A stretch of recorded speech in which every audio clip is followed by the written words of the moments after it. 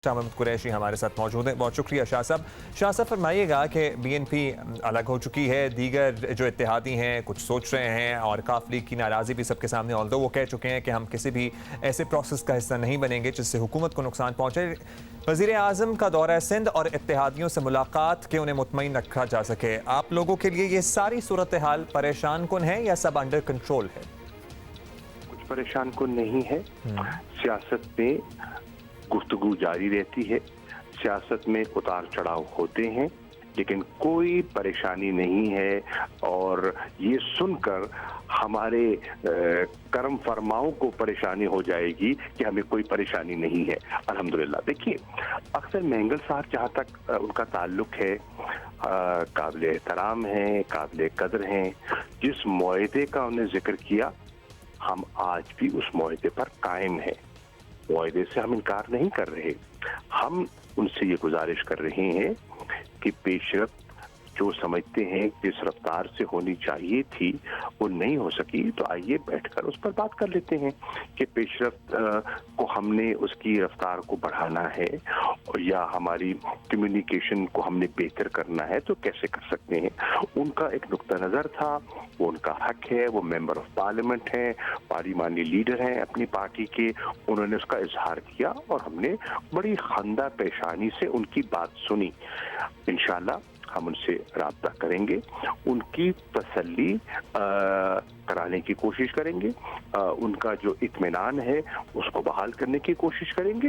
बाकी वो एक सियासी शख्सियत है, अपने सियासी फैसले करने का उनको हक है। अपने सियासी फैसलों में आज़ाद हैं शाह साहब, लेकिन आपकी पार्टी में जो शख्स ये तमाम राब्ते करता था वो थे जहांगीर तरीन साहब।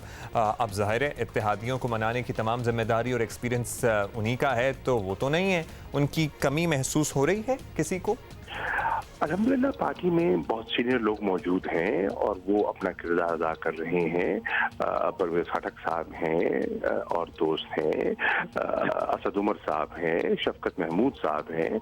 तो इंशाल्लाह कोई ऐसी मसला नहीं है कि जो चीज़ें आगे ना बढ़ सकें, कोई ऐसी परेशानी बात नहीं है। अच्छा, आप बात कर रहे थे कि उनके तहफ़्फ़ुज़ात, अख्तर मेंगल साहब के तहफ़्फ़ुज़ात का इजहार किया, लेकिन ज़ाहिर है एकदम बैठे बिठाए तो उन्होंने हुकूमत से अलहदगी का ऐलान नहीं कर दिया होगा। इतने अरसे में वो तहफ़्फ़ुज़ात से आगाह करते रहे होंगे या कोई डिस्कशन हुई नहीं और बस उन्होंने एक दिन कहा कि हाँ मैं अलग हो रहा हूँ, क्योंकि ये पहली मरतबा तो नहीं हुआ होगा ना, काफ़ी अरसे से वो किसी न किसी से राब्ते में होंगे, बताया होगा कि जनाब अगर ये नहीं होगा तो फिर अलग हो जाएंगे। उसकी तफसीलात तो वही बता सकते हैं जो उनसे इंगेज कर रहे थे।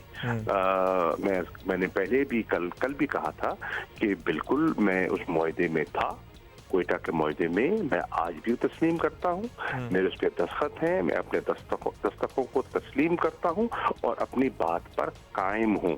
एक नंबर 2, लेकिन मेरी क्योंकि हैसियत वजीर खारजा मेरी ट्रैवलिंग बहुत थी, तो मैं कुछ अरसा इन एक्टिविटी से लाताल्लुक था और दीगर हजरात जो हैं वो इसको देख रहे थे। अब क्योंकि कोविड की वजह से मेरा मुल्क से बाहर जाना कम हो गया है, अब ज़्यादा वर्चुअल कॉन्फ्रेंसेज हो रही हैं। कल जो चीन के साथ BRI की कॉन्फ्रेंस हुई थी, इंटरनेशनल कॉन्फ्रेंस, वो भी हमने वर्चुअल की, जूम के जरिए की। तो मेरे पास टाइम है और इंशाल्लाह अब इन चीज़ों को मैं खुद भी गहराई से देखूंगा। अच्छा, आप खुद भी देखेंगे, चलें, बड़ी अच्छी बात है। बता दीजिए कि दीगर जो इत्तेहादी हैं, जमहूरी वतन पार्टी हो गई, वो भी नज़रसानी कर रही है अपने मामलात पर, फिर काफ लीग के साथ डिफरेंसेस भी किसी से ढके छुपे नहीं हैं, तो क्या उन मामलात पर भी आप गौर करेंगे और क्या हम ये समझें कि जहांगीर तरीन साहब is not any more a part of this process?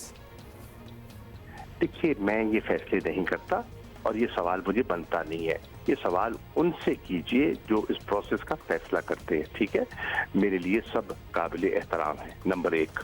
और number 2, I have been in this game long enough to understand कि आपका सवाल का इशारा मुझे कहाँ खींचने का है, मैं नहीं जाऊँगा वहाँ, ठीक। एक दूसरी बात ये है कि जहाँ तक काफ लीग के दोस्त हैं, हमारे दोस्त हैं, इंशाल्लाह हम परवेज़ राय साहब ने बड़ा एक संजीदा बयान दिया और उन्होंने कहा कि देखिए हम बैठते हैं, बात करते हैं, हलीफों में इश्यूज आते हैं। उनका एक इशू आया, हमने बैठकर चीमा साहब बताएंगे, असद उमर साहब ने बैठकर उसको रिजॉल्व कर दिया। वो मुतमईन है, इंशाल्लाह काफ लीग का कोई इशू नहीं है।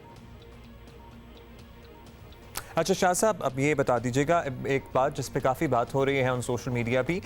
कल यूएनएचसी में भारत को as a non permanent member elect किया गया। 193 में से 184 मिले वोट्स। इस पे श्री मज़ारी साहिबा की भी ट्वीट हमने देखी और भी कुछ लोग सवालात उठा रहे हैं। तो पाकिस्तान का क्या इसमें किरदार रहा? क्या एब्सटेन किया हमने वोट करने से, और अब हमारा आगे का लाहे अमल क्या होगा? पहली बात तो ये है कि आपकी इतला गलत है कि हमने एब्सटेन किया। हमने एब्सटेन, मैं तो आपको अर्ज कर रहा हूँ ना, क्योंकि आपने लफ्ज एब्सटेन इस्तेमाल किया ना, तो अभी मैं कह रहा हूँ कि ये अगर तासुर कोई देने की कोशिश कर रहा है कि हमने एब्सटेन किया, तो ये गलत है। मैं उसकी नफी कर रहा हूँ। पाकिस्तान ने मुखालफत में वोट डाला जानते हुए कि उनका इलेक्शन फोरगॉन कंक्लूजन है।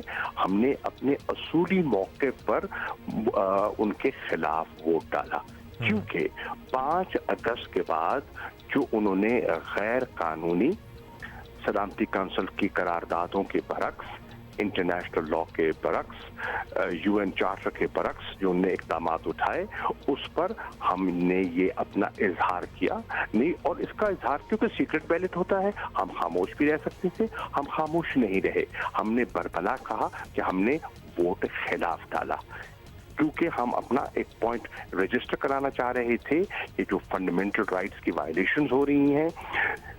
अब जो दूसरे सोशल मीडिया का आपने जिक्र किया, सोशल मीडिया पे लोग कर रहे हैं, देखिए सबसे पहले आपको इस प्रोसेस को समझना है कि सलामती काउंसिल के नॉन परमानेंट मेंबर्स का प्रोसेस कैसे होता है।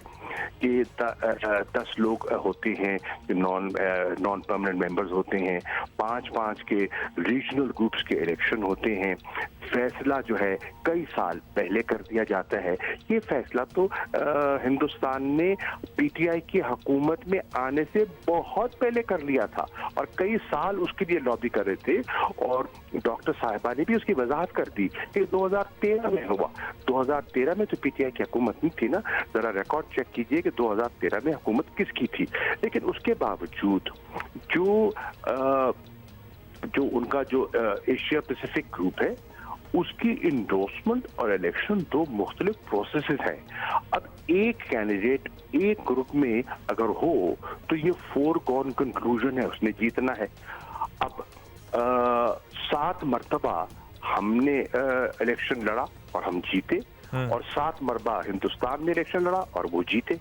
एक मरतबा सिर्फ हमारा इलेक्शन हुआ जो दू बदू हुआ, एक मरतबा, और उसमें 8 राउंड्स हुए थे, 8 राउंड्स। और 8 राउंड्स के बाद बिल आखिर पाकिस्तान जीता। उसके बाद एक जिसे कहते हैं ना, एक डिप्लोमेटिक अंडरस्टैंडिंग ने जन्म लिया।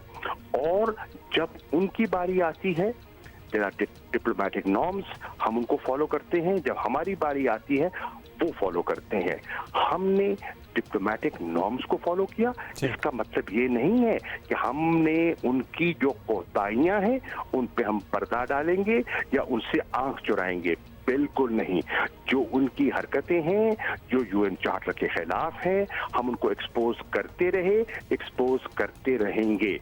जो उनकी हिंदुत्व सोच आपको दिखाई दे रही है, उसके खिलाफ जितनी शदोमत से इस तहरीक इंसाफ की हुकूमत ने आवाज उठाई है, माजी में भी आवाजें आप देखते रहे।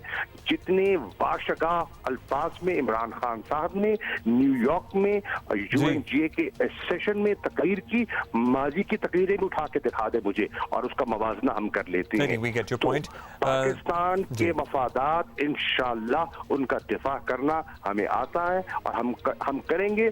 तो किसी को परेशानी लाहक नहीं होनी चाहिए और अपने प्रोसेस को समझने के लिए थोड़ी सी तवज्जो करें। ठीक है, बहुत शुक्रिया शाह साहब। और आपने कहा था सोशल मीडिया पे हम क्या बात करें, वो तो श्री मज़ारी साहबा की ट्वीट थी। ऑल्दो उनके 1 घंटे बाद की ट्वीट जिसमें उन्होंने 2013 वाली बात का जिक्र किया, वो भी हमने पढ़ी है। बहुत शुक्रिया, आपने हमें वक्त दिया और ये सारा प्रोसेस भी समझा दिया।